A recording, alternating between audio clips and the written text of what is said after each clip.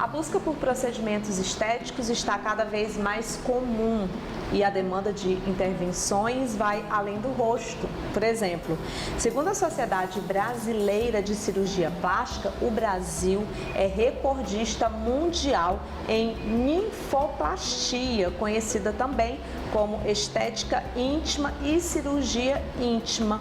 E aí a gente vai saber um pouco mais sobre esse assunto com a ginecologista e uroginecologista, doutora Jussara Nunes. Seja bem-vinda ao programa. Obrigada, Carla. É um grande prazer estar aqui com vocês, ainda mais falando sobre mulher, pegando o gancho do mês da mulher. Né? Porque, afinal de contas, a gente sabe que todo dia é dia nosso. É verdade. Mas é um mês realmente que tem a sua representatividade.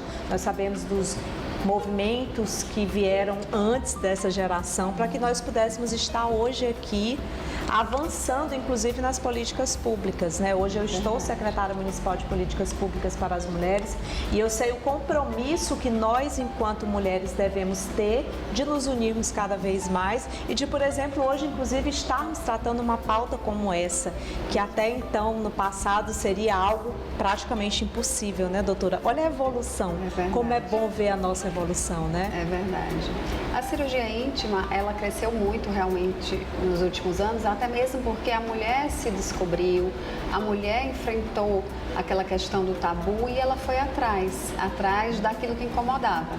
Então, que a gente realmente deve ter uma sensibilidade para entender a percepção que cada mulher tem de si. Já existiam conceitos bem definidos em relação a quando se indicava uma ninfoplastia. Para quem não sabe, a ninfoplastia é uma cirurgia plástica para redução dos pequenos lábios, os lábios mais internos.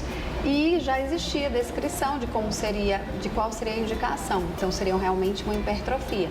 Mas hoje a gente tem que individualizar a indicação e individualizar a percepção de cada um, porque se aquilo incomoda, quem sou eu para discordar da percepção da paciente?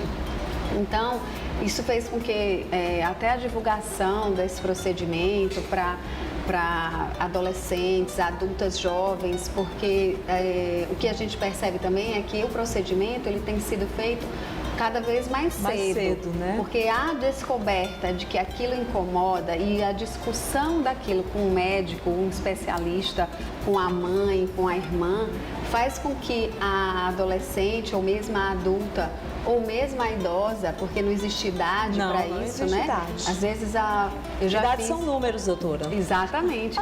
Então eu tenho pacientes que fez o procedimento com mais de 60 anos, porque incomodava a vida inteira, aquilo fez com que ela tivesse algumas restrições, mas ela disse, chega, eu quero me sentir bem. E fica aquela coisa, mas ninguém vê, não. Eu vejo, você vê. E então, é isso que a gente tem que ter, exatamente. Sabe? A gente precisa se empoderar de nós mesmas, de tomar as nossas decisões, de fazer as nossas escolhas. Não é para o outro, não é para a outra, é para nós. A gente precisa ter isso, né, doutora? Porque é interessante esse fato.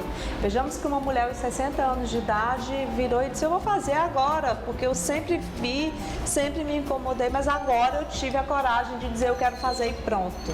Exatamente. E é sobre isso.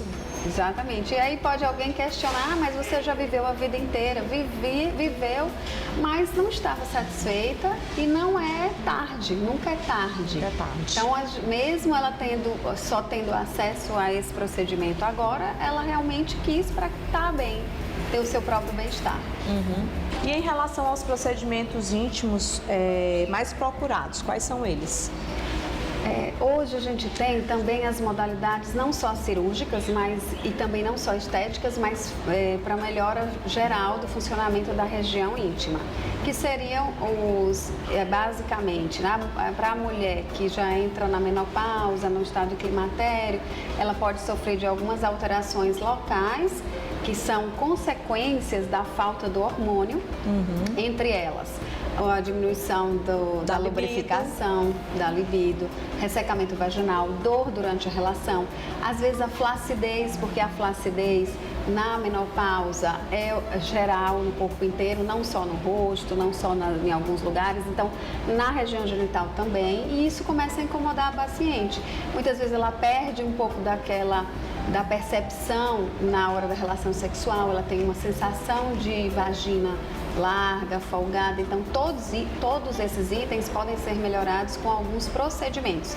Não são procedimentos estéticos, podem ser estéticos também, mas são os procedimentos que a gente chama hoje de aplicação de energias. É o laser de CO2 vaginal, a radiofrequência, são as mais comuns. E como seria isso? É a aplicação local, através de uma sonda ou uma ponteira e que faz aplicação na região vaginal. Destacando que é um procedimento indolor. As mulheres têm muito esse questionamento, será que eu vou fazer? Do medo, né, doutora? Às vezes tem medo de fazer e não faz, ou às vezes coloca tanta coisa na cabeça e o tempo passa e não procura informação. Então, é um procedimento indolor, rápido e que a paciente não tem nenhuma restrição. Isto é, ela pode sair do consultório e ir direto para suas atividades, para a academia. Tem poucas restrições, que vai ser só fazer banhos de piscina e de mar, por exemplo. Que maravilha! Isso faz no teu consultório, por exemplo? Faz no consultório, não precisa ficar internada e nem precisa de anestesia. E existem outras modalidades, que são os clareamentos genitais, preenchimentos, as aplicações também, muitas modalidades semelhantes às que fazem nas faciais. Então, esse laser de CO2, por exemplo, você faz a aplicação de laser de CO2 facial e pode fazer genital, com o mesmo objetivo. O objetivo é a remodelação do colágeno. Então, é estimular nosso próprio tecido, que é principalmente colágeno, que é responsável pelo vigor da pele, pela pele mais jovem, a pele mais firme. Vai fazer esse estímulo também na vagina. E aí os efeitos são fantásticos.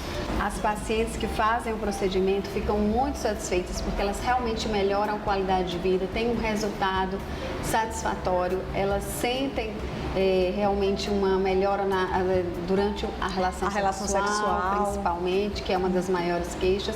E também tem alguns sintomas urinários, que muitas vezes elas queixam por causa também dessa questão da diminuição do hormônio, da ausência do hormônio ovariano, que são aquelas urgências miccionais. As pacientes às vezes não conseguem mais segurar a urina até chegar ao banheiro, às vezes ela tem esses escapes. E esse tratamento serve também para esses sintomas. Ou seja, além da questão da estética, né, tem também esses problemas de saúde que podem ser solucionados também com esses procedimentos. Então, é importante essa avaliação. A doutora Jussara Nunes ginecologista com uma expertise muito grande, muito apaixonada pelo que faz, porque é uroginecologista também. Então, todas essas questões que a gente está evidenciando aqui, que a gente está falando, nós mulheres sabemos o que passamos intimamente com a gente, né? A recuperação, inclusive, de uma cirurgia como essa, como a ninfoplastia, é super de boa. Eu tenho várias amigas que já fizeram essa cirurgia, inclusive com a senhora, e que me falaram assim: Carla, se eu soubesse eu teria feito antes. Porque é uma cirurgia tranquila, né? E o pós-operatório também, né, doutora? Exatamente. Na verdade, é uma cirurgia teoricamente de pele. É um excesso de pele que incomoda. Então, a cirurgia vai ser retirada essa pele e aí os cuidados realmente são locais, alguma restrição, mas não é aquela cirurgia que vai lhe deixar debilitado, fora de circulação por muito tempo, ou que vai causar dor, ou que vai causar algum transtorno maior. E a recuperação costuma realmente ser bem rápida. Existem contraindicações, doutora? Praticamente são aquelas gerais de qualquer cirurgia. Então, uma paciente que vai fazer essa cirurgia precisa fazer um coagulograma, que é para ver se o sangue está coagulando direito, e um hemograma, mas, de um modo geral, com uma anestesia local, a paciente não vai ter nenhuma restrição maior. Mesmo as pacientes que tenham algum problema de saúde, na maioria das vezes vai ser permitido fazer esse procedimento, porque ele não tem nenhuma repercussão maior no organismo. Que maravilha! Então já vai ficar essa dica aí para as mulheres que estão assistindo aí o nosso programa, independente da idade, mas se você se incomoda, se você percebe que não está te fazendo bem, procura aí o ginecologista especialista nessa área, procura a doutora Jussara, procura se informar um pouco mais. Às vezes a gente precisa também se informar, né, desses cuidados que são necessários para a gente ter uma excelente qualidade de vida. Porque a gente quer viver bastante, mas a gente quer viver com qualidade, né, doutora? Exatamente. Qualidade realmente é a prioridade, né? Não adianta você viver muito tempo e você ter uma qualidade de vida ruim e não ir atrás realmente de melhorar, porque só vai melhorar se buscar, né? Também não vai chegar de paraquedas até você. Você tem que buscar otimizar a sua vida. Eu digo sempre que prevenir é sempre a melhor solução. Muito obrigada, doutora. Volte sempre, tá bom? Obrigada, Carlinha.